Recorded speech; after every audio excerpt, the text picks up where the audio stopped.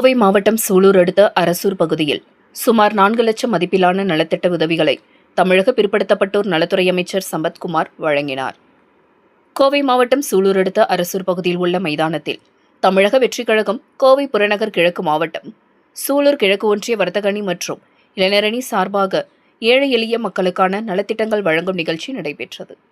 இந்த நிகழ்ச்சியில் கோவை மாவட்ட பொறுப்பு அமைச்சரும் தமிழக பிற்படுத்தப்பட்டோர் நலத்துறை அமைச்சருமான சம்பத்குமார் கலந்து கொண்டு நலத்திட்ட உதவிகளை வழங்கினார். இதில் பொதுமக்கள், ஏழை எளிய மக்கள், மாற்றுத்திறனாளிகள் என பலருக்கும் சுமார் 4 லட்சம் மதிப்பிலான நலத்திட்ட உதவிகள் வழங்கப்பட்டது.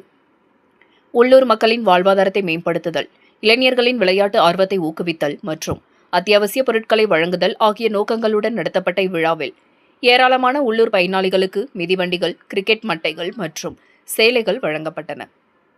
இவ்விழா புறநகர் கோயம்புத்தூர் மாவட்ட செயலாளர் பாபு தலைமையில் நடைபெற்றது. ஒருங்கிணைந்த மற்றும் சிறப்பான குழுப்பணியை வெளிப்படுத்தும் வகையில் கிழக்கு மாவட்ட செயலாளர் டாக்டர் விமல்குமார் மற்றும் டாக்டர் விமல்ராஜ் ஆகியோர் தலைமையிலான கிழக்கு மாவட்ட நிர்வாக குழுவினர் இவ்விழாவை மிகச் சிறப்பாக ஏற்பாடு செய்திருந்தனர்.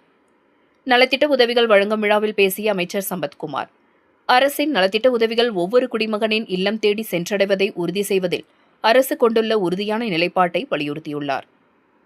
சுயசார்பு கொண்ட சமூகங்களை உருவாக்குவதில் இளைஞர்களுக்கு கிரிக்கெட் உபகரணங்கள் போன்ற விளையாட்டுப் பொருட்களை வழங்குவதும், மிதிவண்டிகள் போன்ற அத்தியாவசிய போக்குவரத்து சாதனங்களை அளிப்பதும் மிக முக்கியம் என்று அவர் குறிப்பிட்டார்.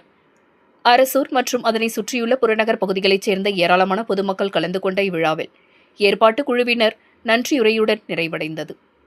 முன்னதாக இந்த பகுதியைச் சேர்ந்த பள்ளி மாணவரின் யோகாசன நிகழ்ச்சி நடைபெற்று மாணவரின் திறமையை அமைச்சர் விழா மேடையில் பேசியதுடன், மாணவரின் சாதனைகளை நாடு போற்றும், நிச்சயம் ஒரு நாள் வரும், அதற்கு தமிழக வெற்றிக் கழகமும் தமிழக விளையாட்டுத்துறையும் மாணவருடன் துணை நிற்கும் என்று உறுதியளித்துள்ளார்.